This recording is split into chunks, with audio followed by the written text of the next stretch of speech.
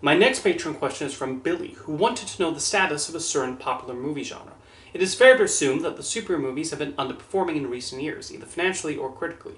Do you think that the dominance of the genre is coming to an end, or could have a resurgence either by the success of Deadpool and Wolverine or the upcoming DC Cinematic Universe? Superhero movies have been rocky lately, and Marvel Studios in particular does not seem to be as invincible as they once were. I guess the question is, why did this happen? I think that was always going to reach a point where audiences would become more selective about superhero movies and excitement would wane somewhat. 5 years ago, I actually did a video about whether the Marvel Cinematic Universe would ever reach a down period, and in it I said it would take a series of movies generally disliked by fans and the general audience to do it. And that does seem to have happened, as last year the MCU experienced two notable box office disappointments with Ant-Man and the Wasp: Quantumania and The Marvels. The Disney Plus series Secret Invasion has also become regarded as the lowest point of the MCU, a sentiment I agree with. The year prior, Doctor Strange in the Multiverse of Madness and Thor: Love and Thunder received a mixed response from Marvel fans, although they were still very successful at the box office. But I think the film that ultimately led to the audience becoming more selective was Quantumania. While the film had a strong opening weekend, it would drop like a rock after that, exhibiting little staying power.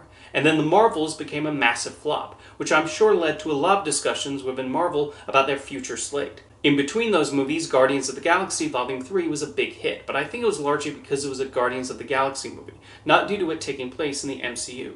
Those films have often felt separate from the larger universe anyway, outside of the occasional appearance or mention of Thanos. I think that's a similar reason why Deadpool and Wolverine has a good chance of doing really well, as people go see it because of their affection for Ryan Reynolds as Deadpool and Hugh Jackman as Wolverine. I also feel it's a smart move for this to be the only Marvel Studios film this year, giving audiences a bit of a break. It does seem like we're no longer at the point where people feel the need to see everything to understand what's going on.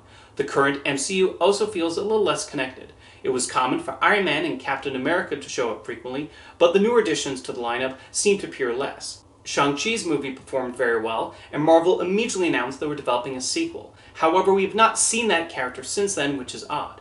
Anyway, I think people will go see the movie if the character and story interests them or the trailer excites them, rather than because it has the Marvel Studios label on it. I feel this could even be a good thing for Marvel, as it could force them to spice things up a bit to excite audiences again. It used to be a given that every MCU movie would be a big hit, but now there's more of a debate about which of their upcoming films will pull in a large audience. I think Captain America: Brave New World could do well, but then Thunderbolts is a bit of a question mark, as it's uncertain if audiences have grown an interest or attachment towards the characters featured in that movie. Even Fantastic Four is not a guarantee to be successful. Meanwhile, Blade has been slowly spinning its wheels and just lost its director and is still going through script rewrites, so I have a hunch it's not opening anytime soon. If I could make a personal suggestion to Marvel, in the unlikely scenario that Kevin Feige stumbles upon this video, maybe they should take advantage of having to fire Jonathan Majors and not make Kang the Conqueror the new big bad like they were planning. Kang is a boring villain in my opinion, and while the possibility does exist to make him more interesting, that's going to take a lot of work. I've been talking about Marvel, but what about the upcoming DC Universe being launched by James Gunn? Well, a lot is riding on his Superman movie, which he's already trying to win people over by selling it as a classic optimistic take on the character similar to Richard Donner's version. And maybe that'll be enough to get people into the theater. And if the promotions are really exciting and can get people hyped, it's certainly possible. James Gunn proved with Guardians of the Galaxy that he knows how to create an audience crowd pleaser.